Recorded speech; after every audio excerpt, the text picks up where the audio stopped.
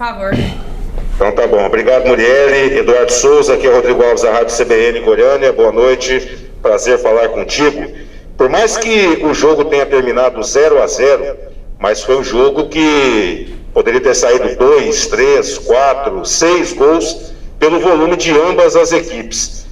O Atlético teve grandes oportunidades, obrigou o goleiro Marcos Felipe a ser o melhor em campo na nossa visão, aqui na CBN. E eu gostaria que você respondesse o seguinte: por que que o Atlético, falasse que o jogo é claro, mas por que que o Atlético fora de casa vem rendendo muito mais do que consegue render aqui no Antônio Ascioli? Mais uma vez, boa noite, Rodrigo Alves, da Rádio CBN. Boa noite, Rodrigo. É uma pergunta que a gente conversa no dia a dia, né, Rodrigo? Isso aí não é de hoje, né? Já veio o ano passado, até, se eu não me engano, a 23ª, que foi um jogo contra o Fluminense mesmo. Nós viemos com dificuldade também jogando em casa, nós tínhamos poucos pontos. E a partir de uma vitória contra o Fluminense, nós conseguimos ficar fase final com, se eu não me engano, 3 vitórias, 2 empates e 100 derrotas, né?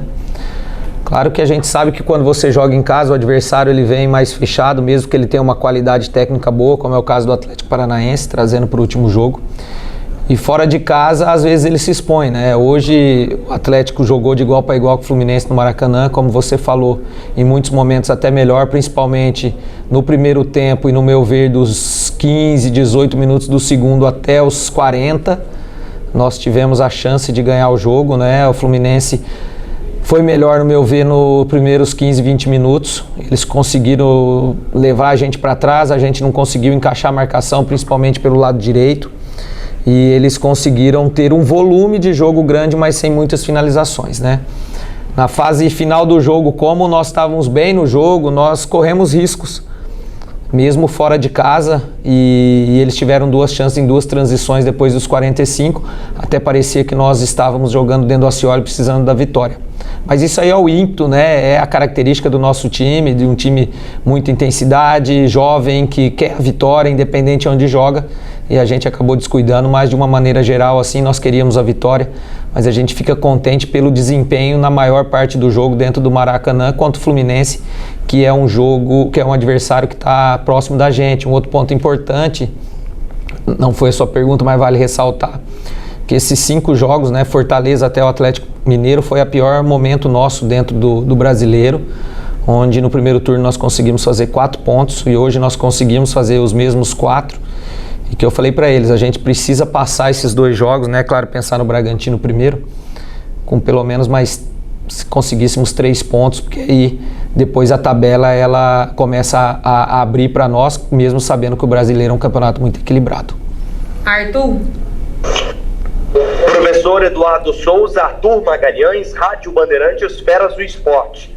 Desde já a admiração pelo grande trabalho desempenhado pelo senhor à frente do Atlético. Mas 2 perguntas.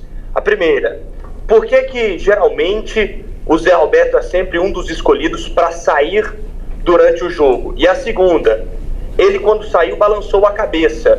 Ele chegou a reclamar diretamente para o senhor ali, do banco de reservas, ou nos vestiários? Chegou a falar algo em relação à sua substituição? Pelo contrário, o Zé Roberto é um jogador que eu trabalhei com ele no Bahia em 2016, quando ele era um garoto. Nós que colocamos ele para jogar lá contra muitas adversidades que na época ele tinha por ser um jogador da base. Então eu tenho uma relação com o Zé Roberto com poucos que eu tenho dentro do futebol, mesmo depois de ter trabalhado com ele apenas no Atlético, mas é um jogador que a gente sempre trocou ideias, jogador que a gente indicou em alguns lugares. Então eu não vi isso aí que você está falando. E quanto às substituições, é normal dentro do jogo, você precisa. Nós tínhamos perdido o Dudu com uma troca no primeiro tempo, né? Então nós só tínhamos mais 2 trocas de tempo, não de atletas. Se nós fizéssemos apenas uma, nós teríamos apenas um tempo com vários jogadores. E naquele momento nós entendemos que na troca de ideia ali entre a comissão, que o Brian poderia dar situações que o Zé não estava dando naquele determinado momento. Tanto é que a entrada do Janderson e do Brian, as melhores finalizações do segundo tempo foi após a entrada deles.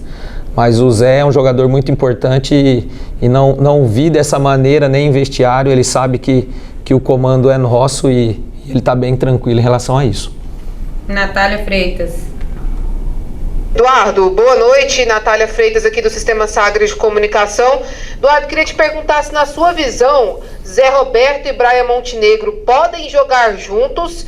E outra, após a saída do Dudu, essa sequência apertada de jogos, você estuda e tem essa possibilidade de fazer um rodízio para o próximo jogo contra o Bragantino? Boa pergunta, Natália. A sequência é muito grande, né? Nós sabemos que para o Bragantino e o Atlético vai ser para o 5º jogo em sequência, e depois nós vamos ter três semanas cheias que a tabela foi desmembrada. Então a gente vai analisar, né, junto com a parte física, junto com a fisiologia, na segunda-feira, lá em Bragança, para a gente pôr um time, se tiver que ter trocas, um time com uma intensidade alta, que é a característica do Atlético, né? Então isso aí é uma situação que nós vamos estudar, e se caso for necessário, se algum atleta tiver com um desgaste maior, é uma possibilidade que pode acontecer. Contra Brian e Zé, eu acredito que em alguns momentos eles podem sim jogar junto. O Zé não é um centroavante, né? Eu até, quando eu trabalhei com o Zé no Bahia, ele era um jogador que jogava às vezes pelo lado do campo, às vezes como um segundo atacante, com outro de área. Ele roda muito, ele sai muito da área em alguns momentos para fazer a flutuação, e junto com o Brian em alguns jogos ele entrou. Eu acredito que em determinadas partidas pode-se jogar junto. Iniciar talvez pelo fato do João Paulo ser esse meia que dá essa consistência para a gente, talvez nesse momento a gente não estuda essa possibilidade, mas claro que durante o jogo é uma possibilidade, tanto é que ela foi utilizada em algumas partidas. Gustavo. Boa noite, professor Eduardo Souza, Gustavo Ramos da Rádio Band News. Aproveitando o gancho aí da última resposta, qual análise você faz dos últimos 2 jogos do Janderson, e se ele está no radar aí para uma possível titularidade para o jogo contra o Bragantino? Eu fico muito feliz, assim, o Janderson é um jogador que já está com a gente aí há mais de um ano, né? Um jogador um menino muito bom, que a cada dia evolui, né? Ele é um jogador de 1 contra 1, um jogador de muita intensidade, que tem drible, e em alguns momentos dentro da temporada é normal uma queda de rendimento, né? O jogador que é muito intenso, um jogador que tem muito drible, ele tem essa queda. O ano passado, se eu não me engano, também teve um momento que ele teve uma queda, ele saiu da equipe, trabalhou e terminou a temporada jogando muito bem, e iniciou essa muito bem. Eu tenho falado muito com ele, ele tem evoluído, como você disse, tem entrado bem, como o Ronald também veio numa crescente, entrando nas partidas e depois ganhou a condição de iniciar, né? A gente espera que o Janderson, eu falei até ontem para ele, espero que você tenha essa evolução e que você termine o ano sendo um dos nossos principais jogadores do meio para frente, como ele foi muitos momentos na Copa Sul-Americana, que era um jogador perseguido no bom sentido pelos adversários, porque vinha fazendo muita diferença. Valeu, pessoal, é isso. Até a próxima.